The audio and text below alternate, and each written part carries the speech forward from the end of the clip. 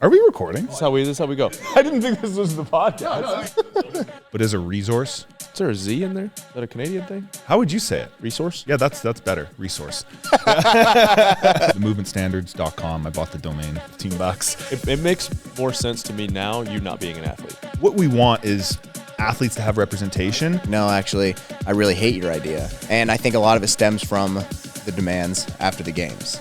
I can dive into that if you want. I'm excited. I'm just excited now. Echo burpee over the did you barricade guys thing. Same thing you guys did. You can keep that close, Fakowski. Yeah, I just was belching. That's the second time I've heard somebody say belch in 2 days. I've not heard anybody say belch in probably a couple 10 years. Well, was it Canadian. relay He's style? so polite. He was on the bike, I was on the burpees, and so we did the exact same workout you guys did. Just like if someone was slower, you would end up getting rest. So we did 3 rounds. Oh, okay. Burpees. So yeah. So why don't you have one pair do burpees while one pair's biking? We've just 15. been changing the style up a lot. Like we've done. Well, this is the lowest volume version of what we've I know, done. but what I'm saying is have so People both burpee. everybody's working at the same time. Everyone is working at the same time. You're rowing while we're biking, and then we switch. Oh, okay, And then we gotcha. bike and that row. makes sense. and Okay, then we sorry, go I to missed burpees. I thought Yeah. you were just biking and burping. No. Now I get it. Now I'm Last week, was lost. you'll but now I'm here. hate this. Probably. I almost sent it to you. 4 sets, 18 cal echo, 12 burpee box jump over, 12 cal echo, 6 burpee box jump over. New set every 5. Work, rest more than you work. It's hard, fast. It was hard. It was Why like would I hate that? I hate the because disclaimer you hate of this. work. Like that's so vague and stupid. it's so bad because Why like don't you just say, "Hey, hold a 500 watts on yeah, the that whatever." was pretty much. Hold You had to hold 500 a little over 5, and then what? 520. 14, 15 on the rower. No, sorry. It was echo, burpee, Man, I'm not echo, listening burpee. to that. Okay, Just gotcha. a sprint. Just a sprint. Okay, kinda, well, yeah. I'm fine with that. It- Just I know, don't it's good. I use know. say watts or RPMs, whatever you want to say, but don't I don't say say RPMs. work whatever. Well, you said. I wrote it. I figured it was going to be 1-to-1. I'm like, if you do it, it'll be about 2.5 minutes. And then I was like, well, if you go a little harder, you could probably try to rest more. And that's what we did. Like Sam was like mid 220s, and I was like 228, 229 every single time. That's everything I had.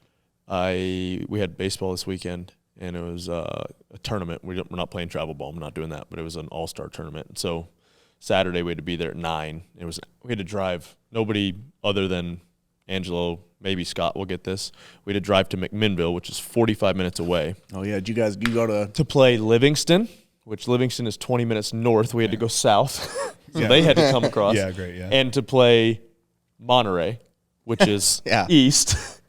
And then the next day we had to play Livingston and White County. We drive through White County to get to these fields. Anyway, and so we had to be there by coordinated. 8:30 in the morning. So I just came out here quick, and I was like, all right, on compete. It was the 50 cal bike erg, 50 lateral burpees. Yeah. Oh, yeah. And I'd already done that back in November, which is plenty of time to space out. But I was like, can't do the same workout, so I did 50 cal echo bike. Oh, yeah. 50 lateral burpees, 3 rounds. It was Yeah, that sucks. atrocious. sucks. It was way worse than the bike erg version. That was, dude, 50 burpees at a time for multiple rounds. It's just so bad. And then, I mean, the echo bike, you're not getting any rest arms No. or legs, you know? No. So That's not fun. it was not pleasant at all. Here's something to think about. Okay. When I was leaving the gym just now, a beetle flew in my car, and I thought it flew out. This feels like Ocean's 12 when they're having the Lost in Translations I've seen it. conversation. You ever see Ocean's 12? I've heard you Once. reference Oh, it. man, it's so good. But So sorry, the go ahead. beetle flew in my car, and I thought it flew out, and I rolled the windows up as I got on 111, and I started to slow down here. The other guys were like flushing a hydrant or something. I'm not sure what they were doing on the side of the road on 70. Put in the ditches, I think.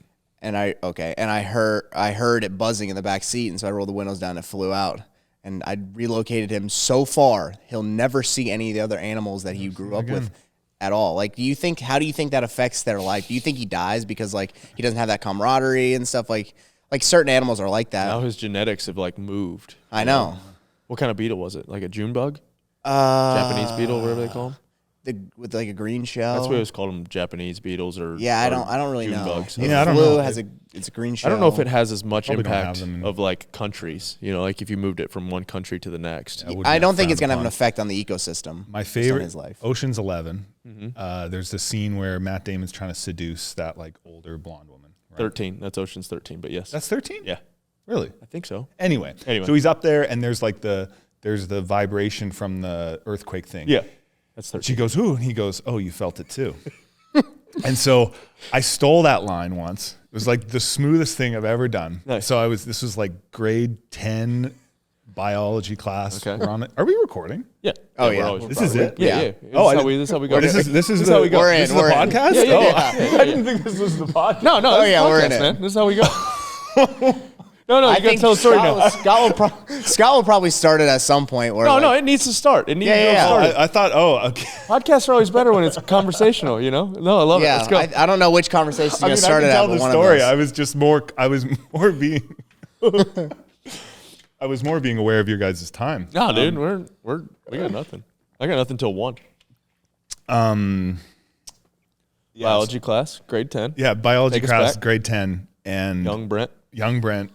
Girl's got her hand on the mouse, and I go to grab the mouse, and there's like a shock. Oh, she goes, ow, and I said, oh, you felt it too. She said, yeah. And then at the time, I'm like, this is hilarious. This is awesome. This is awesome. I like just pulled well it out of my head. played, Oh, perfectly timed. Yeah, movie quotes happen a lot around here, but yeah, that is Ocean's 13. Oh, okay. Well, there you go. Yeah, they're trying to take down what's his face for screwing over their friend. Yeah, double cross or whatever. Yep. All right, Brent Frykowski, we're rolling. We've been rolling Yep. for what, probably 5-6 minutes? Yeah, probably a little while since before the Beetle conversation. Yeah, What was this the one started a bit ago. Yeah, Probably I figured. about one of the workouts. It's better the probably way it back is in the anyway. When workout, Angelo yeah. was talking about the 30-30-15. Okay. I mean, people come here to listen to workouts anyway, so, Yeah. you know, that's all we really are good at anyway. That's all we got. We've been programming. We got programming it's the games, we got the final week leading up to the final games. true week meeting of tomorrow. yeah. I think so. That's what I was wondering too. Yeah. Yeah, we do a big whiteboard sesh. Okay. What do you guys want to work on? That kind of stuff. But yeah, it's like Planning it 4 or out. 5. Well, no, we don't let the athletes in on it. Oh, okay. No, it's just Yeah. the coaches. I ask him. Oh, okay. yeah. I ask him. I bring it up. Angelo's the athlete liaison. The liaison. middleman. Yeah, between yeah, the yeah. pain I just say, and hey, the- what have you guys not done? What do you think you yeah. need to see in it? Whatever. It's been fun though. We've done it the last probably 5 weeks, 6 Just weeks. grab whatever coaches around, not busy. We have like a group of 3 or 4 different coaches who meet and do it. And we all have biases, you know, like I know I have bias what I so you want to don't do. wanna, So it's like- good to Yeah. ultimately I turn into strong arming the whole conversation for the Yeah. most part. But I But feel like I- I've taken some I feel criticism. like Dom and Brandon and Locker's not- been with us since the well, beginning. yeah, I'm But just saying, Locker's like- more towards my biases though, I Yeah. guess, because we've been together for so long. and Not together. not that they're like afraid to tell you no, but they aren't as conditioned to telling you no. Yeah. I feel like I'm a little more conditioned. So like I will, if you think something's stupid and I know they still need to do it, I try to like. Yeah, no, and force it. I've let go a lot of that stuff as a coach versus as an athlete, where I'm like, I'm not doing that. You know, Yeah, like, yeah. There's just certain things that I'm. Like I was very adamant. I go, they should just practice some forward roll to support. And he goes, I refuse to write that on the whiteboard. I said, they just need to know how to do it. Just Never ever gotta say know how to never do it. ever. I know, but I People used to say there'd never be double unders in the open. That's crazy. That's kind of crazy. Yeah, though. That's I like think such I a think I basic can- Well, even people foundational. said that about bar muscle ups. You know. It's Yeah. Once again, a basic. Yeah. You know, People for the said a most lot of part. that stuff. Yeah, like ring Early muscle ups on. don't belong in it. I Or remember even, that like when I strict started. ring muscle. You know, it's Yeah, like they don't- it's- none of that I belongs. would agree that a strict. Well, and I'm not saying Yeah, yeah. I'm not even saying any of those Nothing things are right strict or wrong. from But a bar I'm just saying more from like belongs a- in competition a unless you can preparation. figure out how I to have it. quantify it. I Oh, got yeah, this. I forgot got this you have strategy. those Yeah, things. you know I have The this. band. Oh yeah, hey, you're the guy. What do you think about this? This is a great segue into talking about the stuff that you care about. So, I mean, I care about it too, but this is like. Well, your okay, thing. so let me not preface saying the you're the only conversation. one. No, before you're we talking get about into it. how to have There are great movements that are great training movements that are not good competition movements. back Yeah. extension. Yeah. Push up, Yeah. which Yeah. you would think is So- pretty basic, but then you see some really bad push ups. Yeah. So strict. Have you pull-up. thought of it? Yeah, strict pull up and maybe even a strict muscle up. Okay. You could use this. I haven't tried it with the muscle up. You would. So the standard that they tried to use in regionals, where your feet have to be in front of your body and that holds a hollow position, that is a decent standard, but hard. It's a little subjective. If you were to, if you were to put a band, like let's say a strap, like they used for the ring dips in 2014. You had to touch your Oh, shoulder. 14 Oh, and 17. Where you had to touch your shoulders to it. So if you had that band, that strap across the rig, the uprights, and your feet your legs had to be in front of it, so it would force you to be in a hollow body position as you do a strict pull-up. When it comes to your health, some of the most important factors are the ones that you can't see in the mirror. Bloke specializes in men's health, helping you identify and fix the things that might be holding you back from optimizing your health. So regular blood testing is critical for staying proactive. Luckily for you, our friends at Blokes are here to make things easier than ever. Blokes doesn't give results with no solutions. They offer personalized solutions that fit your life, and they make the whole process simple and accessible. I get my blood labs taken at CrossFit Mayhem or in the comfort of my own home. If you're serious about taking control of your total health, not just your workouts, head over to blokes.co and take the first step. Use the code FRONINGPOD, all one word, to enjoy 50% off of all your labs. Mountain Ops has combined my two biggest passions, fitness and the outdoors, as well as sourcing quality ingredients. Mountain Ops Supplements has helped me get the most out of my training sessions in and out of the gym. If you want to start taking your results seriously, I've put together a bundle of Mountain Ops products. New and returning customers save 20% on their purchase when you visit mountainops.com and use the code FRONING. That's MTNOPS.com, code FRONING. When it comes to training flooring, durability is the most important factor. With Regapol's established 65-year history, the decision for our studio flooring was simple. Made from recycled tires, Regapol floors are indestructible, durable, and easy to install, and has less smell than other rubber flooring products on the market. To purchase, go to roguefitness.com and search Regupol. That's spelled REGUPOL. Get strong, grow durable, and unlock your potential on Regapol rubber flooring. Recover faster, breathe easier, and increase your endurance with Airwave's scientifically proven performance mouthpiece. If high-intensity or interval-style training is your sport, try their patented endurance mouthpiece. I opted for the Mayhem 2-pack with one of each. For podcast listeners only, save 15% of your purchase at airwave.com/Froning. That's airwave.com/Froning. Yeah, so what you could do, I've tried that. I've also tried, so if we're in a toast bar, right, you have to bring your feet behind the plane of the bar. What if in a strict pull-up, if it had to be strict, your feet had to stay behind the plane of the bar the entire time? So it's kind of that profile. Yeah, and they really, now either of those, you're still going to get people doing a really aggressive open close of the shoulder at the bottom. Other than that, yes, yours would work. I think you can still, there's still a way to cheat it per se, but I don't think it leaves it less subjective. Yeah, it'd be strict-ish. I think it would be. You'd have to. Yeah. It needs to be tested by multiple people. Yeah, because everybody's going to figure out a way. Yeah, you know what you don't think. Oh, I can't cheat this. Yeah, Somebody's going to figure out a way. Yeah, but I guess I'm not worried about them cheating it per se. I do kind of think that you still get a little bit of this in the upper body, but at least it's objective. Yeah. At least if you touch that strap, it's a no rep. Yeah. I don't care what you do up there. I think that would be a good standard for, hey, we want to do some type of upper body pulling in an outdoor competition. It's raining. Yeah. So it's almost like this is the rain strict-ish pull up. Here's something that we can Here's something we can do. In the same way you could do a seated ring muscle up. Yeah. Right. So you start from seated. Yeah. You have to show some sort of whatever straight-ish arm. I don't know. You'd have to figure out the ring height. And then you go, hey, this is a way to do upper body gymnastics pulling. If it's raining out, that's still safe and you're still getting in some reps. The way we did not doing it. We did a support hold at the 23 games, and you had to do a seated ring muscle up into it, and you just had to have your heels off the ground, and then you can kind of do whatever you want after that. So heels off the ground, locked out, and then get on top of the rings. Yep. That work? Yeah. I think I don't think they had much issue with it at all, and it's pretty good. It's not strict at all. No. You can kip it okay. You're kind of swinging into it. I'm kipping them. You're gonna get off the ground. And and then throw your legs back. But it is good. I mean, it's harder than a ring muscle up for sure. It's more than just hanging. Do them for reps would be interesting. Especially if that's not the emphasis of the workout. It was not. It was a cool. I actually thought that was really cool. And we use that sometimes, especially for people who struggle with high volume strict ring muscle ups, in training. You can still do a good amount of strict-ish ring muscle ups from a seated. Yeah. Good training tool. Good training tool, some may say. Yeah, not ideal. Well, this is a good segue into something that we've been working on. So movement standards, obviously inconsistent, or even just not even inconsistent as much as just poor movement standards kind of undermine a good competition we've seen at competitions the last few years. That happens, still happens. It's a GHD. Yeah, the GHD, right? I mean, something as simple as a GHD, kipping handstand push-up, bar facing burpee are 3. I think we should outlaw the kipping handstand push-up. That's just my opinion.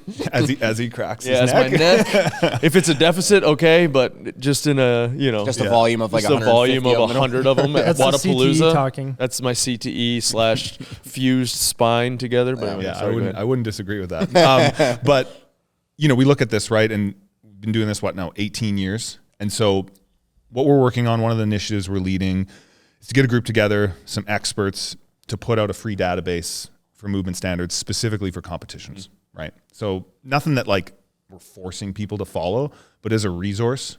Yeah. So myself. Is there a Z in there? Is that a Canadian thing? Just kidding. What? Resource. Resource? Oh, I don't know. Sorry, maybe. Sorry. No, that's all right. I'm just really good at derailing things. Sorry. Go ahead. Sorry. Resource. No, that's for good. competitions. Keeping it light, How would you say it? Resource? Resource. Yeah, that's better. Resource. I like that better. Yeah, resource. All right, I'm going to work on that. It's like when someone realizes you're saying milk instead of milk. Yeah, milk. Yeah, I had a good friend growing up. He'd say milk. I used to say that too. Yeah. There's a whole video on YouTube about that. Yeah. Milk. There's like resource. This guy walks in, he goes, resource. He goes, "You guys got any milk?" He goes, "No, you can't say that."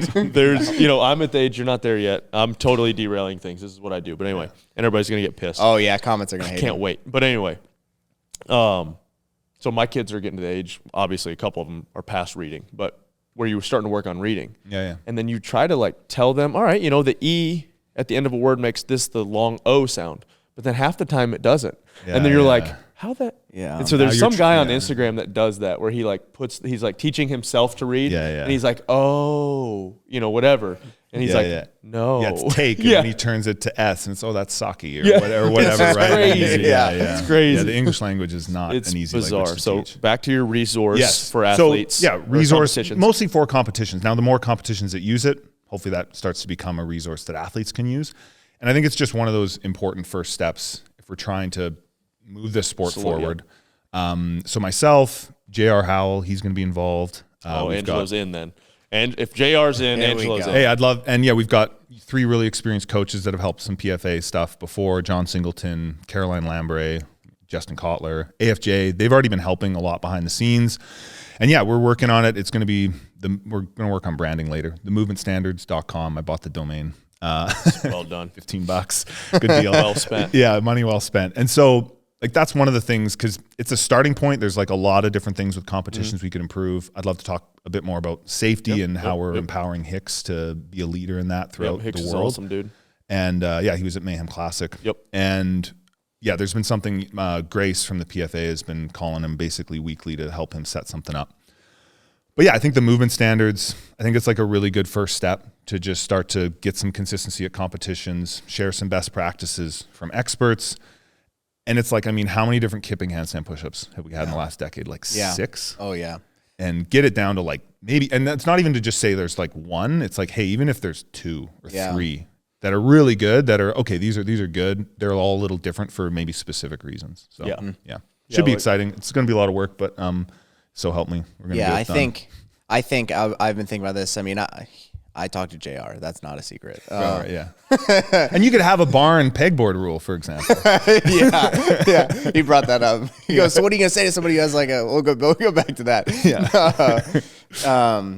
I talked to him and I said that I agree, that is great, and like I think the best starting point. You probably know this, that the best starting point for you guys is like getting those competitions that you have bought, like, can get easy buy-in from. You have a relationship. Let's just say it is Wadapalooza. Say, hey, if you guys use this, it would really help me out. Like, and if you want, give us feedback on it. Like, if there's a couple things that it looks bad, whatever, give us some feedback on it, and then let us push it at your event, or and then use a couple other events. And once you start to, then it'll just start, like, it'll be like a snowball effect. Yeah. And I think, I'm hoping that and SoCal has like tentatively agreed, like they're going to be on board Wadapalooza, which is great.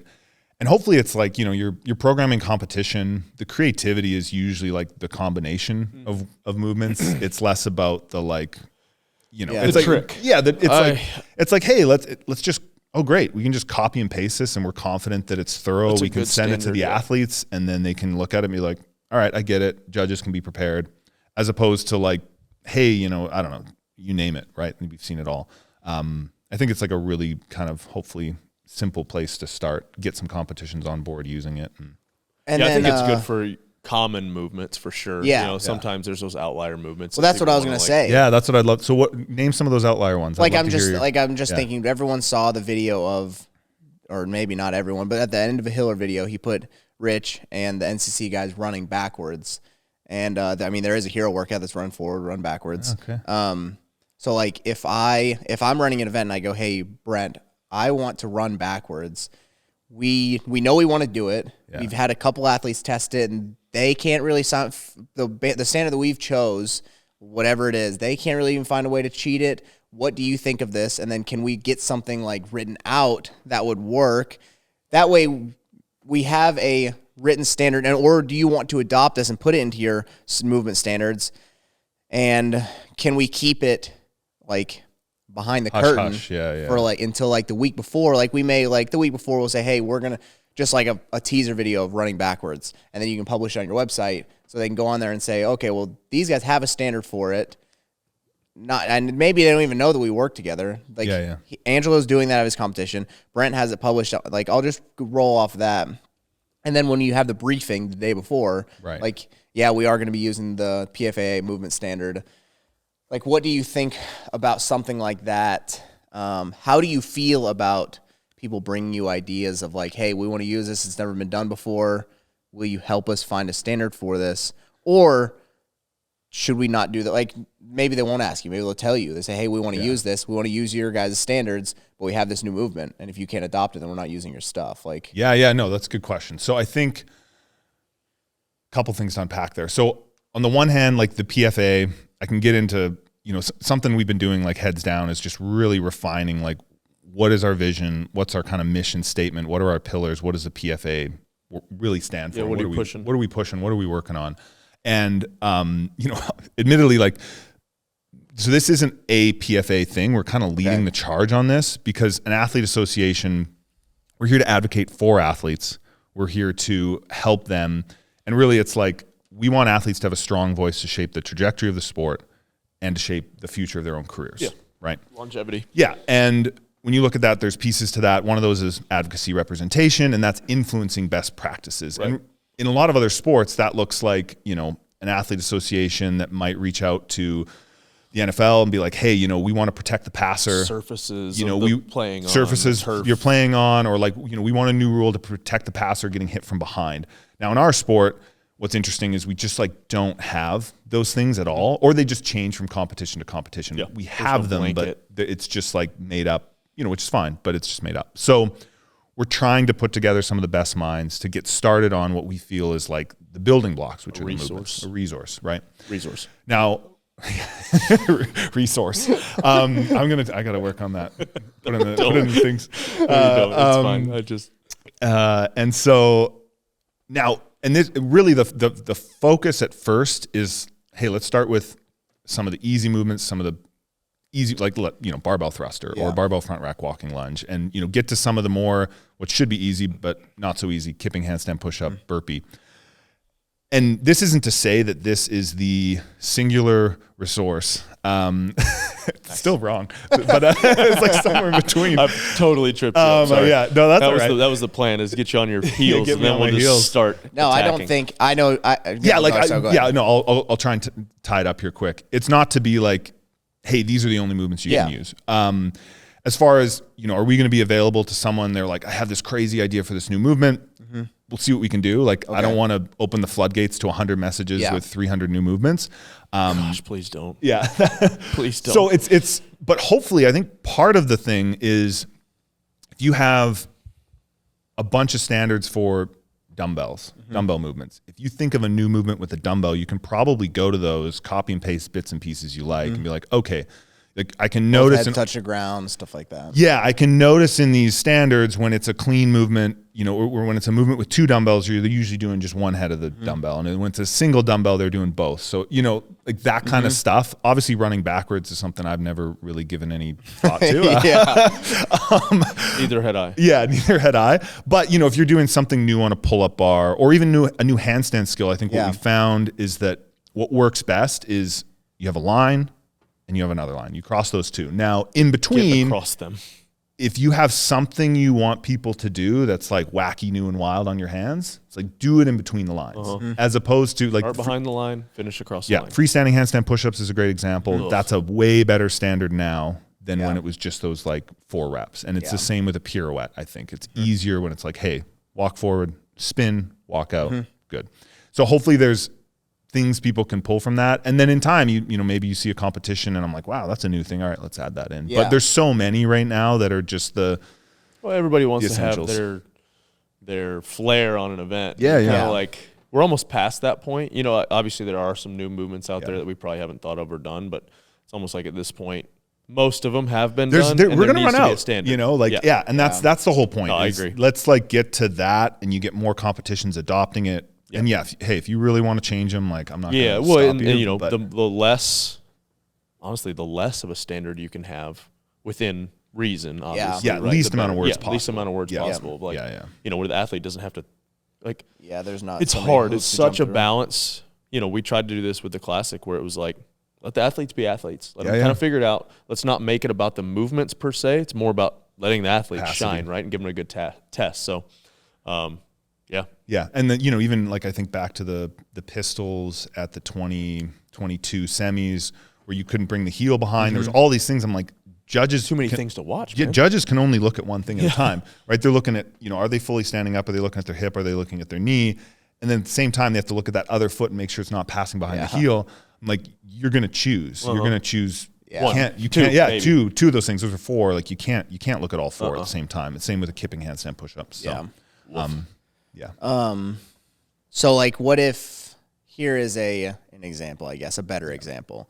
If I were to be running an event and I said, hey, I want to use all of your standards and I have this new movement that you don't have on there, and then we kind of collaborate and you're like, hey, what do you think about this? And I'm like, no, actually, I really hate your idea.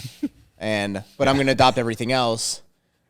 Are you cool with, maybe you don't know the answer to this. Are you cool with like, okay, yeah, like you can adopt everything else and we'll still support your event, but I don't necessarily agree with that one thing. Yeah, I mean, honestly, the purpose of this movement standards, it's not to be a governing body. It's not to tell people what to do. It's just a resource. Damn it. Now there it is. There it is. You got it. You're good. But okay. That's not what the PFA is. It's just like, hey, here it is. Yeah. And if people reach out and they're like, oh, I want to do this new movement, it's like, if I have the time, maybe I don't want to commit too much to that. But yeah, it's more.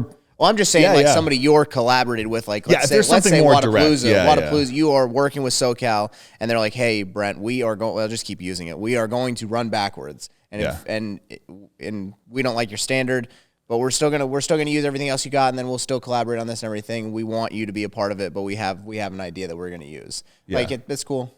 Yeah, I think you know, I guess it depends on what that relationship looks like. But even with Wadapalooza, like they have final say, not in matters of safety. That's Hicks, but yeah, it's more we're gonna give some suggestions on how to operate things. I mean, I can give a good example of that. So, you know, we sort of expanded our relationship this year with Wadapalooza, and leading up to the event, I think it was 2 months out, we sent them a checklist of about 50 things that were like, hey, these are important to athletes. These are things that would be great if you could follow. And they looked through them, they said, yeah, we can do that. Great.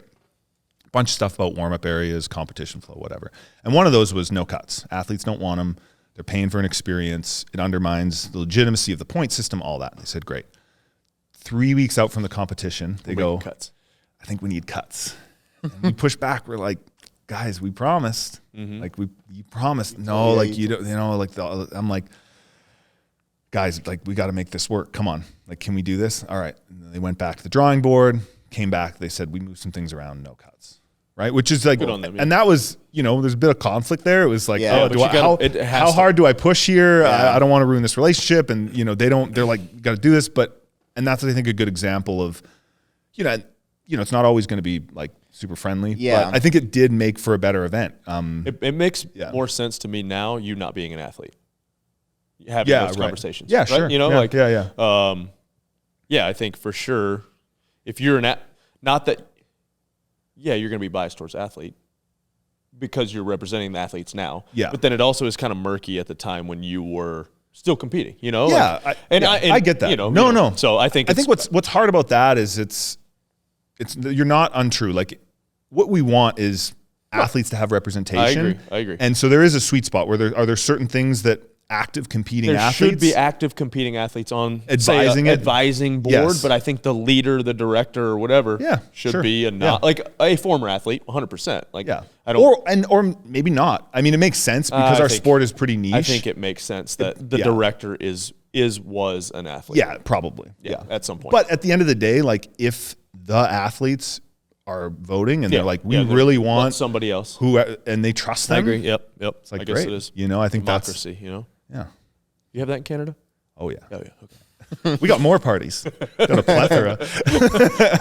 That's what we need is more parties. Yeah. Sorry. No, that's Once all right. again, I just derailed. No, I like it, man. I think I think it's a good idea. There are good ideas and there are bad ideas out there when people, when they're throwing together a competition, everybody wants to have their like flavor on things. Yeah. But at some point, man, you've got to and this is not a knock on judges. You got to dumb it down because it's the worst job. It's the hardest being judge. So hard. A referee or whatever, but I put a judge on that. It's the worst job, the most thankless job on the planet.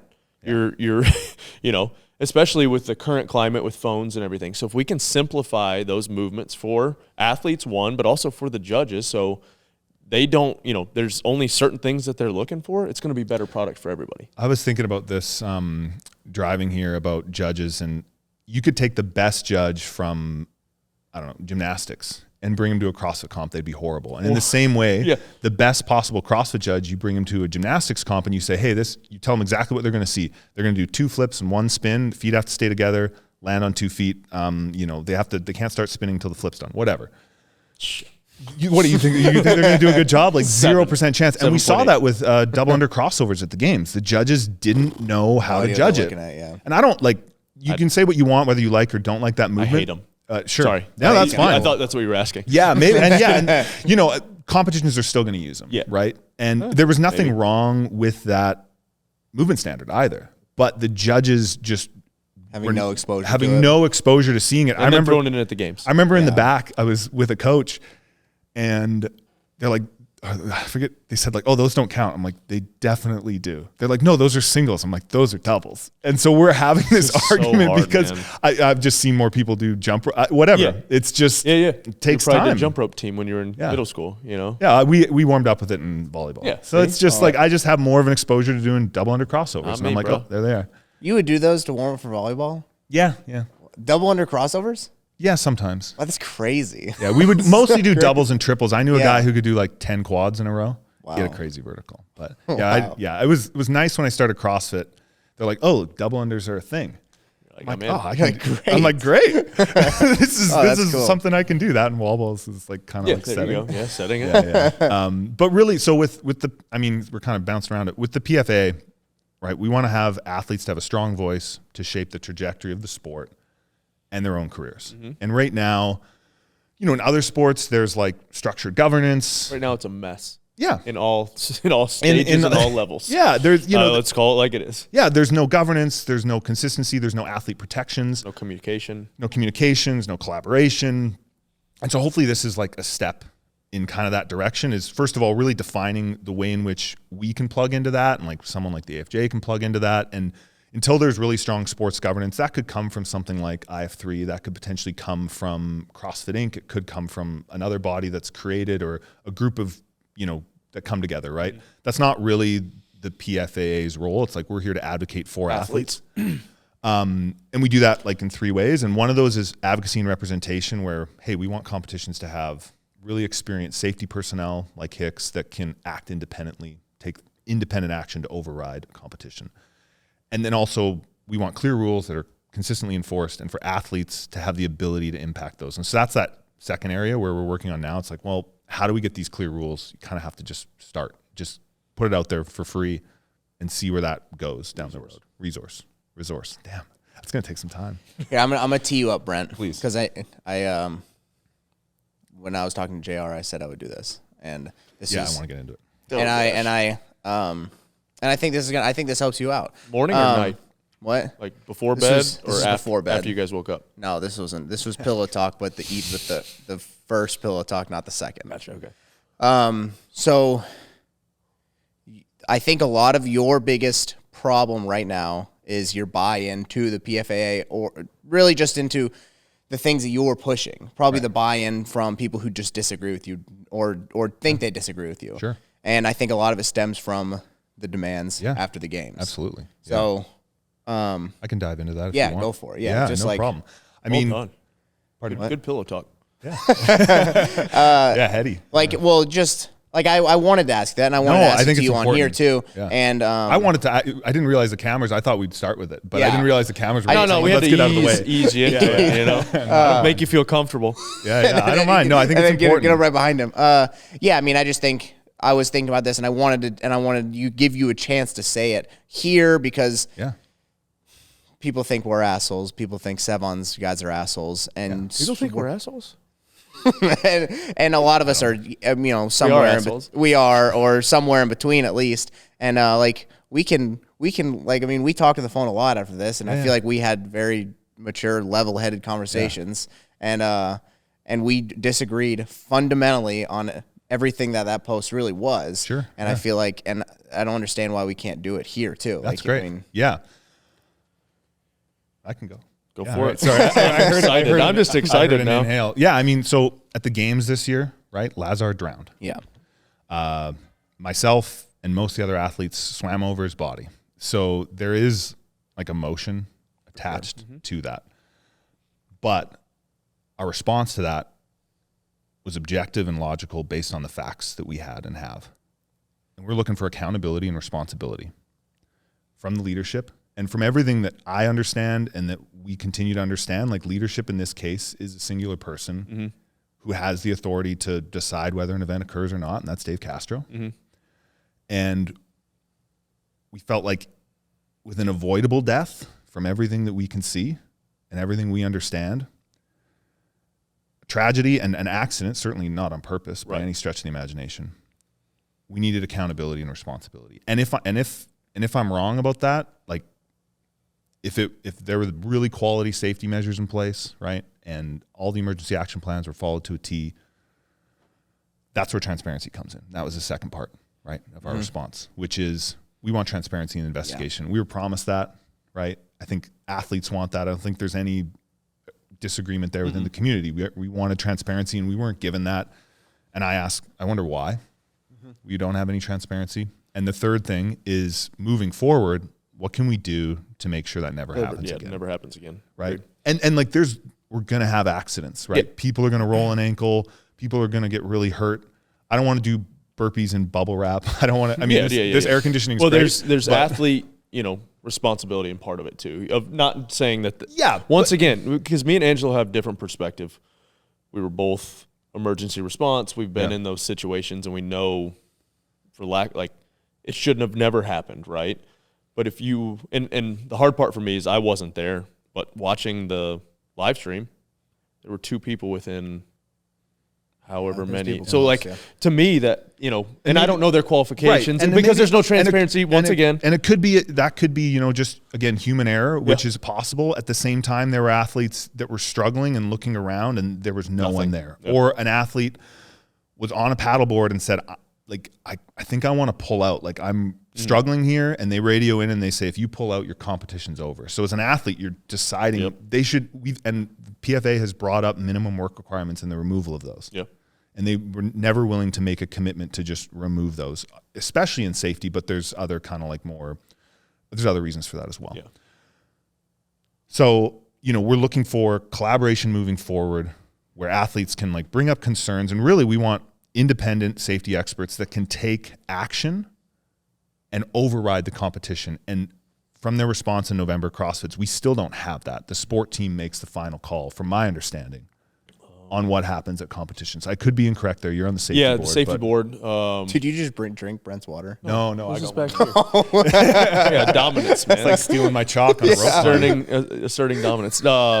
There's been a lot of talks. It is it is external. Like there's a lot of people that are on that board. Yeah, that are not independent. We're not getting paid by CrossFit. They're paying for, I think, our flights and stuff like that. So there's a lot of independent, and there's a lot of sharp people on that safety board. So, the hard part, I've seen it when it was Wild West. Yeah. Oh, yeah. Like 2010, to hear that, and some of the language I don't remember, but Dave has come a long way from 2010. Like I remember my first interaction with Dave after regionals was we were walking out before they sequestered us in a room and pulled us out 6 or 7 at a time, and they just disappeared and you never saw them again, and you just hear people yelling up on the stadium, like and my first conversation with Dave was like, hey, put your shirt back on, it's pretty effing hot out there, like that. Like that was my first safety advice from Dave, and he's come a long way, and I feel like as a sport we've come a long way. You can't excuse a death, though, and I 100% agree with that. So, yeah, man, it's hard. It's once again, you guys calling for transparency, I think that's huge. But the demand of like one person take full responsibility for it until we saw. But I mean, hell, we still haven't seen. Still haven't seen. So again, from everything we understand, right? It's right.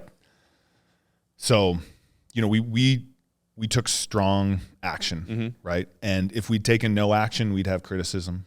If we took even stronger action, we'd have criticism. If we took somewhere in between, there'd be criticism. And I can take it. I can take that criticism.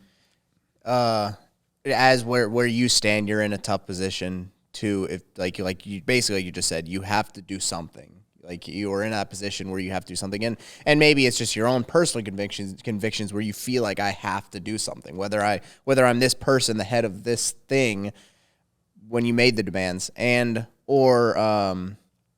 it's frustrating in your position where you've said this stuff and you want these things to happen, and it feels like, okay, now it's like, all right, I'm going to say this and we're going to get the ball rolling, and then it's like nothing's happening, and then nothing's happening. But I do feel like the path that you're on right now with the movement list, though it in the grand scheme of things may seem small, but that, like I said, it is a snowball effect. Like you get Wadapalooza SoCal in it, and you get these other mid or high level competitions, and then you have like 3 semifinals on it, and then it's so good that everyone's like, oh man, like getting a lot of buyback, you get the public force versus when you make a demand.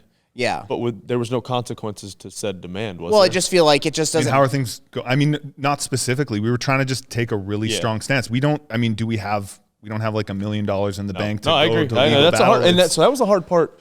Back when back in my day, we talked about, and it was way different climate at the time, right? So, we were in infancy. There was probably 10 or 12 of us on each side, men and women, that were regulars for 4 or 5 years, 3 or 4 years. Yeah, Josh, Dan. But then there was such a high turnover behind us, which is still there.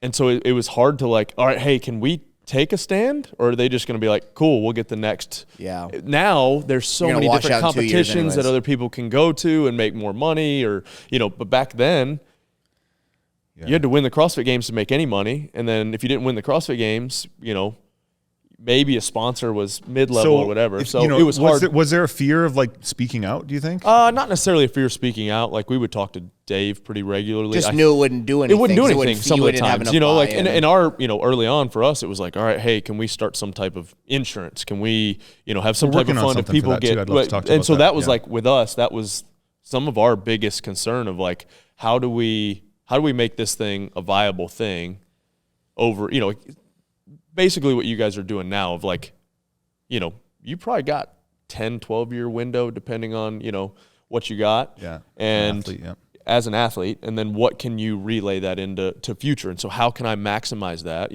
When I was competing, you had the CrossFit Games, then I would train for the Invitational, which we competed against each other once, and then maybe twice. Maybe twice, 3 times? I think you got pulled in last second on one. Yeah, I did. It was twice. Yeah. And then maybe East Coast Classic or something. And then maybe East Coast Classic, but you weren't making any real money there. No. So, and then you had just open regionals games. That was it. Yeah, that was fingers it. Crossed, yeah. And so now I'm like, man, it'd be cool to have Rogue to go to and make equal amount of money I could have made at the games, or WFP, to go make a couple different. So I think we're moving in the right direction, but it's like I've been preaching it and shouting it is like, let's get everybody in the same room and talk. Yeah, like sure. I'm willing to, hey, if everybody on all of those things that I just listed want to come to Mayhem on a weekend or a week or a couple days, like let's have a meeting between everybody and let's flesh some of this stuff out and get everybody on the same page. Yeah, I think so too. I think that, you'd hate to be in a position like powerlifting is where there's 4 different federations with 4 different world champions. And because it's so hard to follow. Yeah, it's harder to follow. And, and when I think about that meeting, I think what's important there is like I want actively competing athletes to be there 100%. and to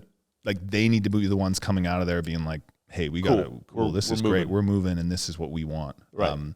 And some conversations around, the future of the sport have happened and athletes aren't in those conversations, right? And I don't think it's not set up right now in any of those, we have like different seasons for actively competing athletes to be part of that. Right. Right. So I get it. I realize our response to 2024 was it was never going to be, whatever we did was never going to be unanimously agreed upon. Yeah. And we are where we are now, which is unfortunate that it feels like CrossFit's just sweeping it under the rug and hoping time heals that. Well, the sell is what they're sure. Yeah. And I'm going to hijack for a second. Yeah. We are only speaking about the competitive side.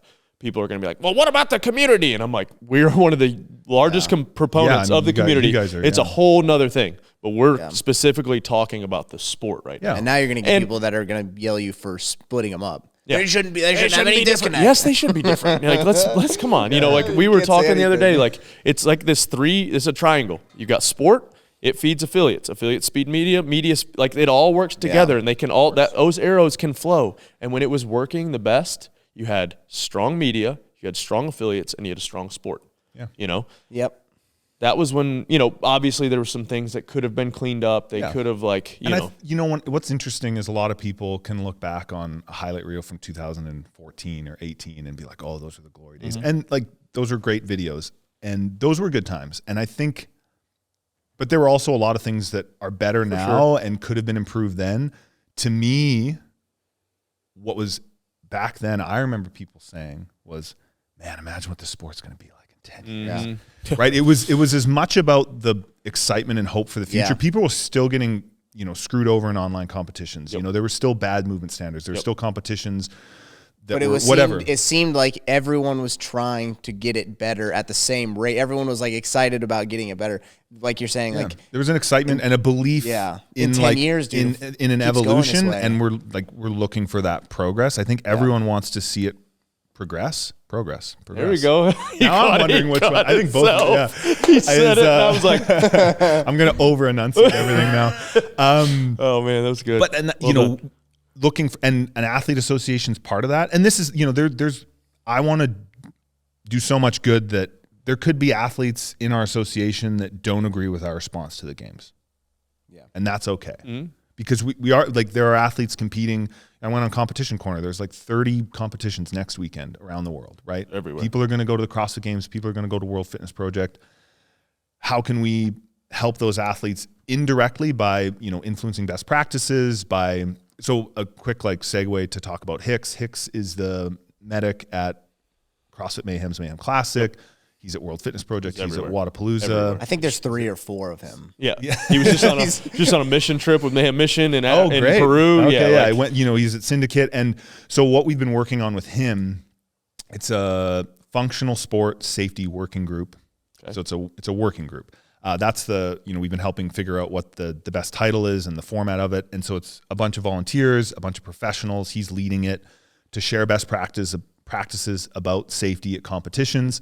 So maybe if he specifically, even though we do have 3 of them somehow, if he still can't come to an event, how can those best practices be passed along? How can athletes from the PFA influence those? Yeah. And even if, they don't have a specific medic from around the world, like some of them have reached out to PFA, like, oh, you're the safety people. We're like, well, no, like we advocate for athletes. We advocate for safe competition spaces.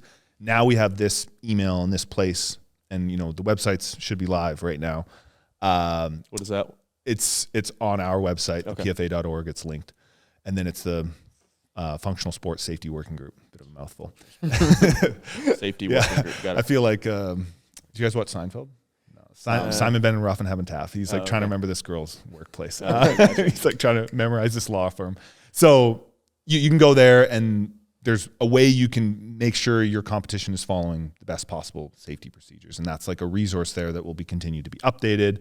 And there's ways to kind of integrate with that. And yeah, like obviously we advocate for safety, but I'm not a safety expert. But there's certainly things that, given my experience, given your experience, it's like, hey, having plates in the middle of the competition floor, probably not a good idea. Or hey, when certain movements on a hot black floor, sure. Certain movements, maybe not so much. And Hicks knows most of these things, but there's certain things. And really what we're trying to all pump up the Mayhem Classic. I had a conversation with, you're like, okay.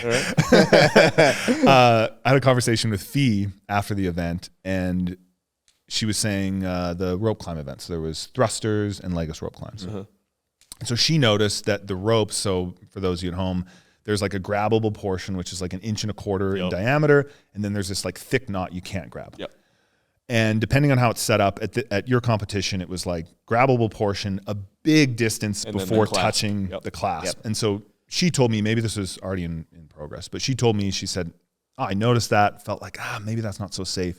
She went to a judge. She happened to know that person went to someone at Mayhem, who then went to someone else at Mayhem. No brainer. And that person's like, you know what? Great idea. Get the ladders out, get the tape, boys. And you got out there. I think that happened in the booth, didn't it? Maybe. Well, it happened in real time because I was filming the athlete briefing and they walked down to the ropes and they were like, man, that's a really long, and basically within an hour, the whole thing had been. Yeah, we were like, no. Because I think at competitions, there's like there's what we have. They'll either loop it over the rig and put through, or there's a big knuckle, that kind of hangs down a little lower. So I think what's the takeaway from that is a few things. One, we're lucky that Fee has the experience and has the courage or a relationship to talk to someone. We're lucky that person went and spoke. There was enough time, and that person had the authority to take action.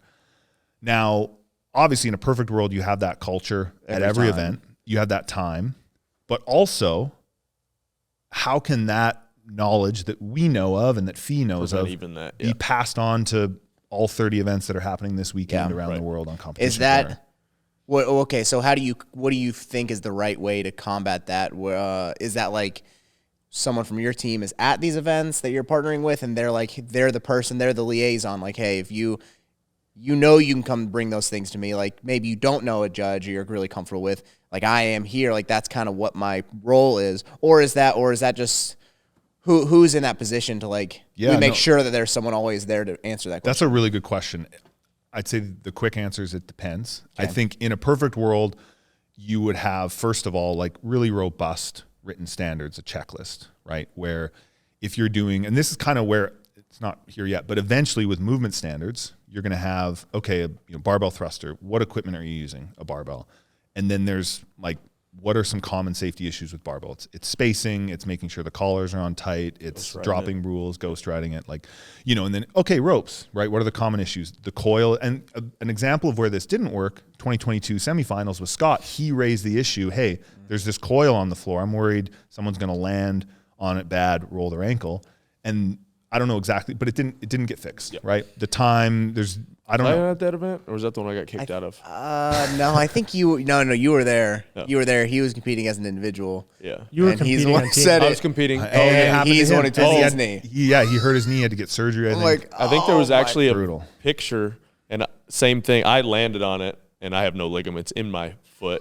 And so my foot is like completely, I think Sevon or somebody, it was one of those that like, it looks bad. It didn't hurt at all. But it's enough. Safety, like a simple, we have them we're in the barn in here. So so perfect scenario is, just robust written safety protocols, someone there that has some experience as well. Maybe that's Hicks who's checking that off. And then, at a competition, if an athlete or a volunteer has an issue, just making sure that there's a way that can be brought up. But a lot of it comes down to prevention, and like prevention isn't usually that sexy, and it doesn't get a lot of, I'm trying to think of another example, but you can think of some event where they, let's do this, and they fix it, and then there's no problems, and there's not like a parade of people saying good job, right? Yeah, that's the same thing as like a good judge. Like if you have someone could be out there and they could be the best judge in the world, and they call all the clean reps, they call all the no reps, and no one ever notices anything. Yeah. And then the moment you call one clean rep,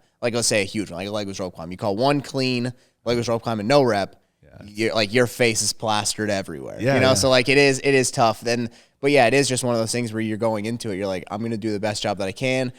Almost no one will ever notice. Yeah. But that's kind of the point. I hope no one notices. And it's just, I think, in a perfect world, competitions are almost like more boring. And then the story is then just the athletes, right? Yeah. It's like how fast. The other stuff just kind of is in the background. And I think that was, I think Mayhem was a good example of that. And even, I think like World Fitness Project too. It's just like the lights. Yeah.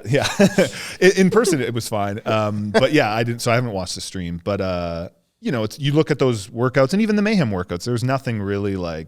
There's no tricks. I mean, we're of the same school of thought on programming, I feel like, me and Will. So you can do like one little, you can do a little twist, something. You're like, oh, yeah, a little different. Yeah. So, okay, then this is another question about that. I think I could be wrong, but I think the rope climb problem with Panchik was that it wasn't that like the event organizers didn't want to do it. It was that they were given these tools by Rogue, and you are told no alterations at all. No, and so or it voids your rental. Yeah, so like if I'm the event, let's say I am the event director, the athlete brings something to me, and then I'm like, well, I like working with Rogue, and I like I'm usually I have a pretty good relationship with him. Rogue usually has a liaison or somebody that's worked. So I guarantee it could have been brought up. Hey, no, I think so too. Safety concern, Bill and Katie are of the same mind that we are. I'm just saying, like, you need to probably, if I'm you, it's like that's something I want them to get buy-in. I want to have buy-in with them too. Yeah, and I'd love that buy-in from CrossFit. Same with the movement standards, right? If they want to be involved in some way, it's just like you guys know, I'm not waiting for CrossFit to start getting stuff done. And like I've been working on this stuff. I've got so many documents. We could talk about season structure for 2 hours if you want. Holy after cow! This On my laptop. Because that's a whole podcast. Yeah, it is. We had a meeting after the 2023 games in Madison. Facundo was able to make it. I think you had a bike race that day, and so you were heading out. But we asked athletes like, what do you want? What's most important? And just very broad, and the number one thing was season structure. Yeah, it's like the season keeps changing, season. Second is definitely. It's always, and even now I still, traveling around, I'm asking people that same thing, and it's either season structure or it's something like close to top of mind from a recent event, like bad judging, bad movement standards, safety, communication, online, competition. And so the season structure, we spent a ton of time like thinking big picture on what that could or should look like, and maybe one day all those documents will get put to use. But if not, okay. And now it's just so hard that everybody's sprouting up competitions. But it should make sense that they could all work together, especially within the in-person qualifying events. Like it should work. Yeah. I think there's a way. Part of the problem with like the getting everybody in the room thing, is a great idea.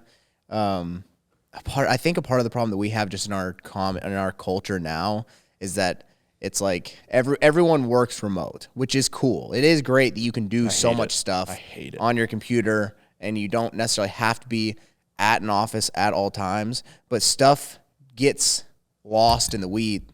Stuff gets lost. What is this? Magnet, man. Why do I have a Mayhem Missions one? You got a Mayhem Athlete one. Someone broke mine. Doing exactly what I just did. A PFA one. Stuff just gets lost in the weeds. You don't get that opportunity to talk to people, and that's exactly what happens. Like, there's probably, I would say, like, I don't know who you guys are thinking of that would be in this room. I mean, obviously, maybe the two of you and Dave and maybe Bill or Katie, one of those people, because I don't want to, like I was going to say, I don't want to send my equipment and you guys screw it up every time. Yeah. Like, I want to know what you guys want if I'm them. So like we're just thinking about, and then maybe Will's one of those people. If you get all those people in the room, I bet there's like and let's say there's 10 topics. I bet 7 of them you all agree on, and there's like 3 that like we're kind of all over here, and the only problem is that there's disconnect. Like when you two sit here and talk, it's like, oh man, like there is very little disconnect, and then like you go and talk to somebody else, and then he doesn't have that conversation with them, and then it's like now none of us we don't really know what everyone else thinks. That's been hard. Honestly, it is hard. It's been hard even with the PFA, like, because I mean, you guys know what it is to go to a competition. It's a pressure cooker. You're there for 4 days, and you're doing briefs, and you're going to bed early, and we've tried to have meetings before, after. It's really hard. It's really hard. It's impossible. It's so hard, and we've tried to figure out different ways to do it. And so when I speak with athletes, and that's why I went on came here and went on a road trip just to develop some better relationships, hopefully, and learn and talk to them. Went to some affiliates too. But, they all want those same things. And it's this like, but there's almost this, back to can't do anything. Can't do anything about it. Nothing's changing, right? Yeah. And so, I'm hopefully like this vehicle, and you've seen it in so many other sports. An athlete association is part of hopefully, transformational change. Yeah. And yeah, it's not. I'm in it for the long haul. It'll take time. I think you stepping away from competing gives you more time to do that. Yeah. At competitions, for sure. At competitions, and just time at home. Time at home, man. Yeah, it's great. I get it, man. The amount of time on my laptop, the last heads down with this stuff, and it's so much more. It's I've learned this even in what we do. Like, I've been able to put more time into other stuff when I'm not competing. And there's still times a year where I'm doing a local competition in a couple weeks, and I'm like, got to be in shape. And I flip right back into that mode of like everything else goes to the wayside. And I'm like, you got to stop that. Right. Yeah. But it's just natural, it's just is what it is. We're all alike in that we're going to pour. You can't just go halfway, And so I think it says a lot, or you'll be able to impact a lot more and make more positive change in the role you are now. Yeah. I think that a lot of that, what Angelo says about getting people in the room, who needs to be there, that kind of thing, goes back to the fact that the climate we're in right now, people don't want to have conversations where they might disagree with someone on one thing. They see the whole thing as bad, right? Yep. Mm-hmm. So like a perfect example is like we talked about the post they made, the PFAA demand list, basically. I don't think we necessarily, any one of us, agreed with that, but we see the merit in some of the other things that are happening, and we can have a conversation about, hey, why did this happen? What was the purpose? What are you trying to do moving forward? And come to some sort of, like, have a conversation over it. We don't have to agree on everything. Yeah, I mean, we were legitimately in the car driving to BCS, and I think, I don't know, maybe one of you guys said it, we saw it, and I was like, I'm just gonna text Brent. Yeah, you talked to him for an hour and a half. Like, I'm just literally gonna text him, because we were all like, "What's he gonna do? Is he gonna bite my head off through the phone?" We're like, "I'm just gonna call it." Like, we don't agree with it. Let's see what happens. I hate talking on the phone. Just so that's like, I have a weird phobia of talking on the phone. I have a phobia of texting. See, I don't mind texting. Oh God, I'd rather just text call on the phone. Call. And I'd rather FaceTime. Like, using that example though, like, I was there. I don't think it was a safe environment. No. I still didn't agree with the post, but I agreed with like the sentiment of that, right? Yeah. So I think there's a lot of that where, like, think about the WFP, right? That whole thing is polarizing, where people either like it or don't like it, and there's nothing they can do to switch it. CrossFit Games is maybe with the opposite side the same way. It's politics. Like, not to get too deep into it, but we have a two-party system. You got two options. Yeah. Are you going to agree with 100% of one option? No, I might agree with 20 or 30% of this other option. But I've got to figure out what are my, what are the ones that I'm going to stand on and I won't move from, and which one to like. It's lesser of two evils. It's where we're at in society, Yeah. And so I think people look at that and they read, oh yeah, first, I would agree with the first, the second, and the third, they're like, oh, I don't agree with the whole document, I'm done, I think conversation, doing things like this, long form conversation, is huge and is the way forward, right? Yeah. It's got to be done. Yeah, I think everyone has so much passion about this sport, right? And we want. I mean, I've got 15 years in. I was thinking about it. Yeah, and I want it to be. Yeah, and what's interesting, like you said about, I'd love to have went to Rogue, right? And I want to make sure that I'm really jealous of what Dallin gets to do the next 5 years, right? Like that's our job, right? Is to be like, man, I wish we had that. Yeah, and then it's hopefully he'll follow that up when he's done. Yeah, right. Kind of veteran leadership, so to speak, and that's the whole goal. Once again, we're just talking about the sports side. We're not talking about the other mess that is. But that's also you go ahead. Yeah, no, you go. Mine's that's also the thing is like what you said about everyone. We all have passion about it. We literally, none of us have anything to do with our lives without it. Like, I mean, we have other stuff going on, sure, but like it is my kids, my wife. Exactly. It is if they're in the gym. Most of the time they're in there. Everyone in this room, it has it is a huge part of our lives, and we care about it a lot. It's okay to be passionate about it. What? It's okay to be passionate about it. Yeah, exactly. And I don't understand. I think everyone has maybe a little bit different vision of what exactly they want it to look like in 10 years or 5 years, but it's probably not that far off from like, I think everybody wants the CrossFit Games to be really big. At least everyone who's sitting here wants the CrossFit Games to be really big. The affiliates. Pushing people into the affiliates. Strong affiliate community. Good media. Good media of everything that's going on. Getting people in the gym that are sick and need help, and making really cool videos about it. How do you think, when you look at the affiliates in the sport, like what would be a few things that would, other than like, I think media is obviously a huge part of that, and just kind of tying that in. I mean, I think about Jeff and Caroline, where they own a gym, and Jeff eats paleo, or not paleo, sorry, zone. He eats zone. That's crazy. He eats zone. He the original. Yeah, no, and he volunteered at the CrossFit Games. He's like the guy. Yeah. Won the CrossFit Games, used to volunteer, walked into a gym, never played sports. Now he's Games champion, owns an affiliate, right? Like all those great things. So telling that story and like diving deep into that would be obviously a great step. What else? I guess sometimes I'll be honest, like I hear like, oh, the sport and the affiliate and kind of this, as if there's, if there is a gap there, what do you think would be needed to fix it? A lot of things. I think, media is obviously number one. Yeah, sure. It was, and here's the deal is now, back then it was just CrossFit alone media that was pointing people back to gyms, right? Now you've got all these fractured different, of course, communities. Even this. And here's the deal is like everybody is still doing CrossFit. Even if you go to like some of these other gyms and all these other, like it's just under a different word. And then,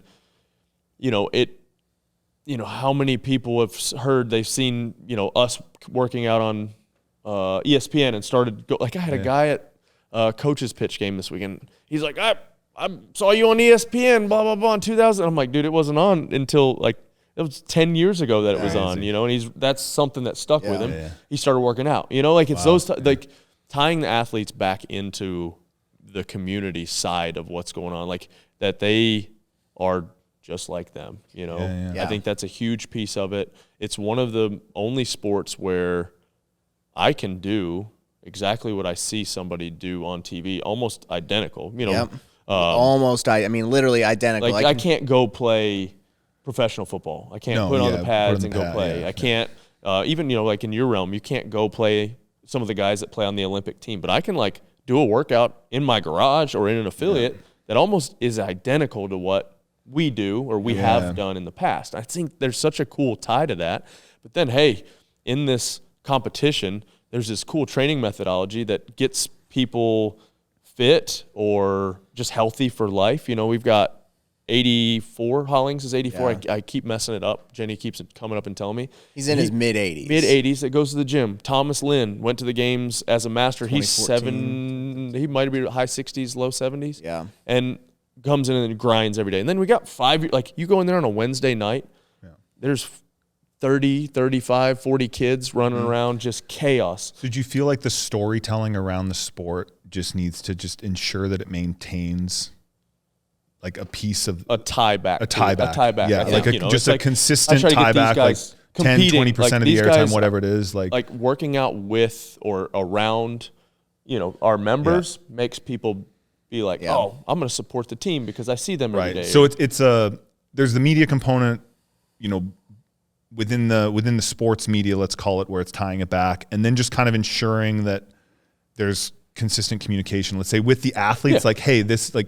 Or hey, maybe do some off-season events. That's like a fan finding ways type. To make sure that the elite competitors in a way that's ideally like authentic. Yeah. Okay. Yeah, that makes sense. No, I like that. Yeah. I think the more I'm getting into like a coaching role, I was thinking about this yesterday of how can I get. I really do think that my athletes, I'm going to try to work with our programming at our gym to fit it into their training. So maybe they're not always going to the Monday 5 o'clock class, but maybe like when I look at the training of the gym throughout the week, okay, I'm going to try to, this is really a goal of mine for them to be doing done it with Compete as of late or last couple of years. Yeah. For them to be doing class. Well, the people I'm coaching right now are technically off season. Yeah. I look at the affiliate programming that we have for that week.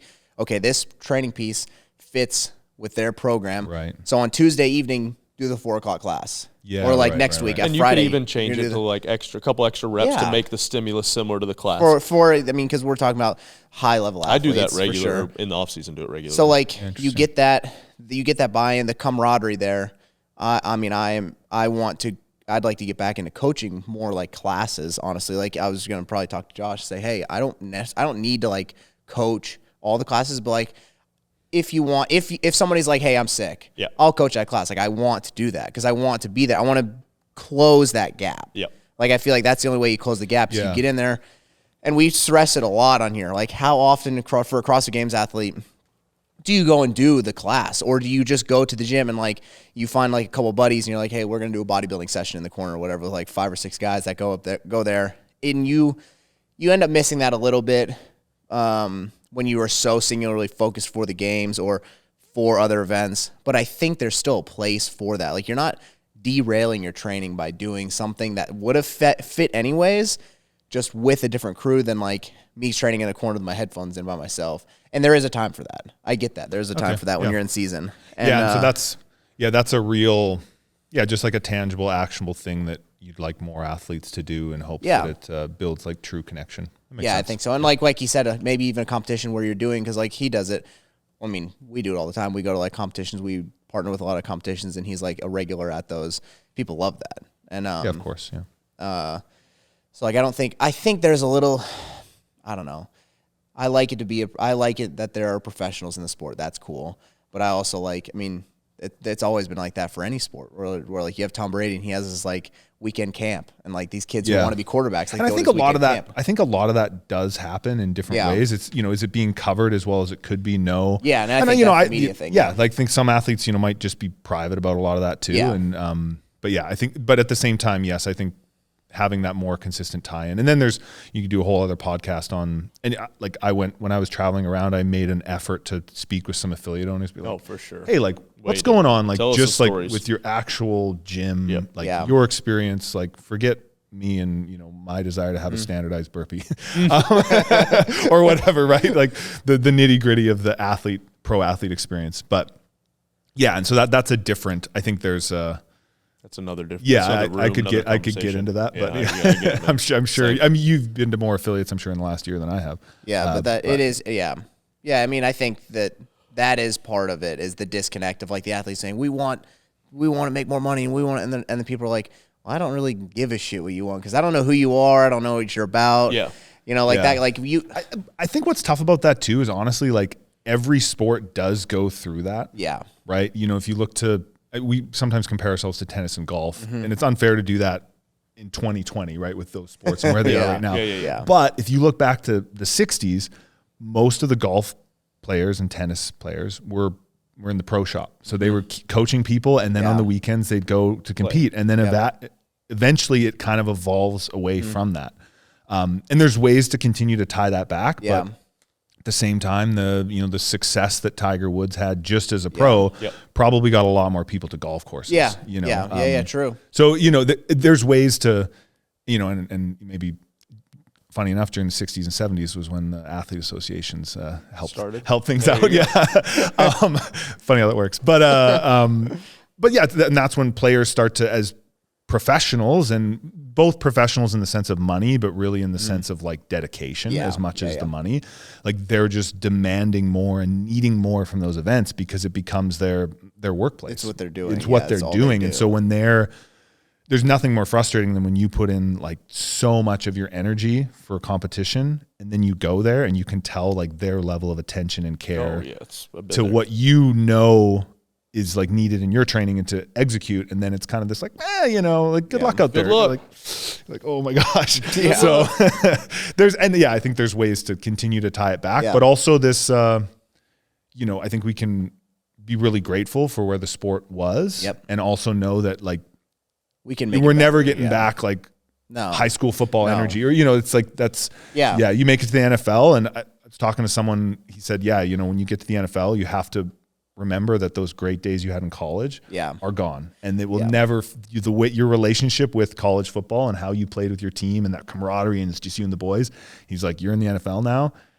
It's not different. It's not like that. And like you said, that is in the past, and we like the 2014, 2018 era. There were problems then, but we want the problems to be better, but we kind of want to just get back to that feel, I guess. Yeah, and there's aspects of that, especially as it ties into, and then I think highlighting the athletes that maybe have a full-time job that are like working in the healthcare industry and still showing up and they're competing at the highest level. Like that's a cool story. Yeah, or the athletes that are like, wow, they're coaching at a gym and they're helping and their parents came. Like there's ways to tie in those stories because those are still happening and they always will, especially in this type of sport. Like you're not, it's not going to be like golf probably ever, but Brent, appreciate you, Rich, man. Angelo, thank you. Let's do it again. Do it again once we figure out some of this other stuff too. Yeah, man. Welcome back anytime. Yeah, thanks guys. Thanks for having me. Brent.